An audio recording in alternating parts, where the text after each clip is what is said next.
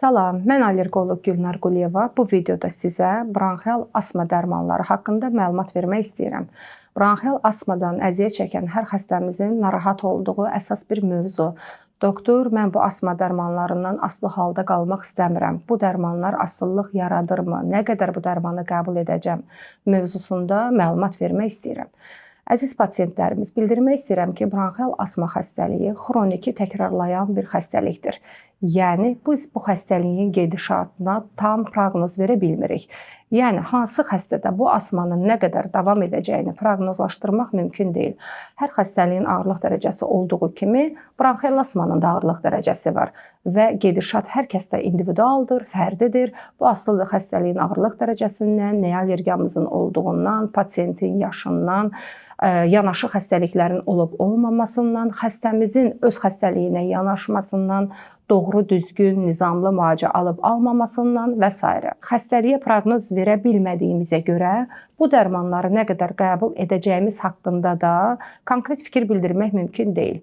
Amma bildirmək istəyirəm ki, yuxarı yaş qrupunda bronxial asma xəstəliyi əksər hallarda ömür boyu davam etdiyinə görə, əksər xəstələrimizdə bu dərmanlar ömür boyu qəbul oluna bilər.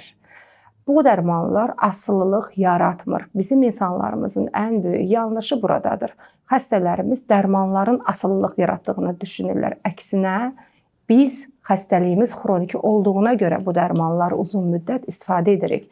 Necə ki, şəkər xəstəliyi xronikidir, təzyiq xəstəliyi xronikidir, zob xəstəliyi xronikidir və təzyiq, şəkər, zobdan əziyyət çəkən pasientlərimiz demək olar ki, ömür boyu şəkər əleyhinə, zob əleyhinə, təzyiq əleyhinə dərmanlarını qəbul edir. Bronxial asmadan əziyyət çəkən pasientlərimiz də ehtiyacı varsa ömür boyu asma əleyhinə dərmanını qəbul etməlidirlər. Bəli, uşaq yaş qrupundan başlayan asmalar yetkinlik dönəminə qədər tamamilə keçib gedə bilər. Yəni, ola bilər ki, biz bu pasientlərimizə nəfəs dərmanlarını müəyyən bir müddətlik yazaq, bir neçə aylıq və bir neçə illik. Amma yuxarı yaş qrupunda bu dərmanların uzun müddətdə istifadəsi qaçınılmazdır.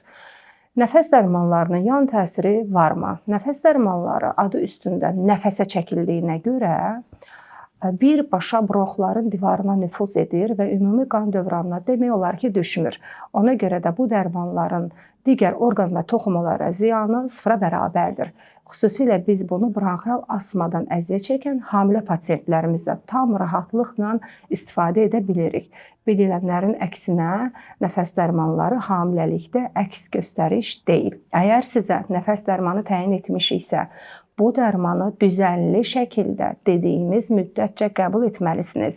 Müalicəvi nəfəs dərmanları xəstəmizin şikayətinin olub-olmamasından asılı olmayaraq gündəlik qəbul olunmalıdır.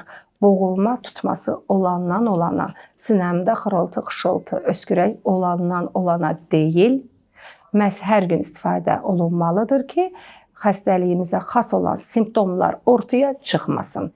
Yəni, bu qrup dərmanlar bazis dərmanlardır. Asmanı müalicə edən, bronxların divarında olan spazmı və allergik iltihabı tamamilə aradan qaldıran dərmanlardır.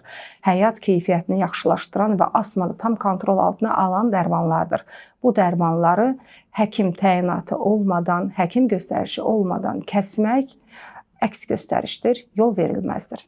Asma və allergiya mövzusunda hər hansı bir sualınız varsa və bu tipli videolar sizə maraqlıdırsa, kanalımıza abunə ola bilərsiniz.